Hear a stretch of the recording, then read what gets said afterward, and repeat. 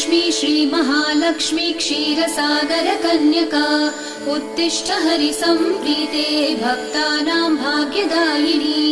श्रीलक्ष्मी श्रीमहालक्ष्मी क्षीरसागरकन्यका उत्तिष्ठ हरिसम्प्रीते भक्तानां भाग्यदायिनी। उत्तिष्ठोत्तिष्ठ श्रीलक्ष्मी विष्णुवक्षस्थलालये उत्तिष्ठ करुणापूर्णे लोकानां शुभदायिनी।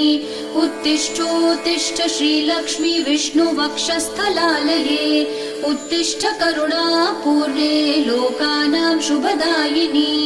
श्रीपद्ममध्यवसिते वरपद्मनेत्रे श्रीपद्महस्तचिरपूजितपद्मपादे श्रीपद्मजातजननी शुभपद्मवक्त्रे श्रीलक्ष्मी भक्तवरदे तव सुप्रभातम्।